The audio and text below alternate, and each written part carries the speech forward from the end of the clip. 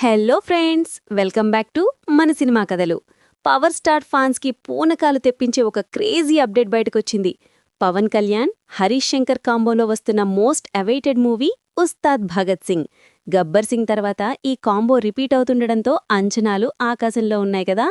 అయితే ఈ సినిమా గురించి ఇప్పుడు ఒక ఇంట్రెస్టింగ్ న్యూస్ వైరల్ అవుతుంది. యాక్చువల్గా మేకర్స్ ఈ సినిమాని ఏప్రిల్లో రిలీజ్ చేద్దామనుకున్నారు. కానీ సీన్ కట్ చేస్తే ఉస్తాద్ కాస్త ముందుకు జరిగి ఇంకా ఎర్లీగా థియేటర్స్లోకి వచ్చేలా ఉంది. దీని వెనక ఒక ఇంట్రెస్టింగ్ కారణముంది ఫ్రెండ్స్.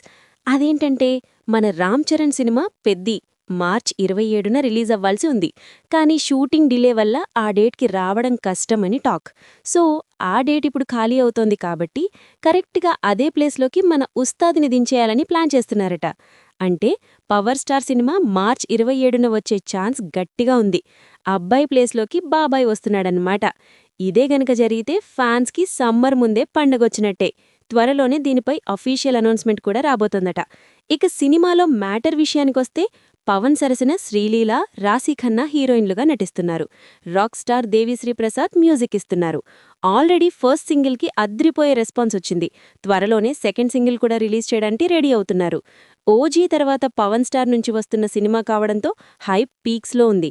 మరి ఉస్తాద్ మార్చ్లోనే వస్తే ఆ రచ్చ ఎలా ఉంటుందో ఊహించుకోండి. ఇంకా మరిన్ని లేటెస్ట్ సినిమా అప్డేట్స్ కోసం మన సినిమా కథలు ఛానల్ని సబ్స్క్రైబ్ చేసుకోండి. Bye bye.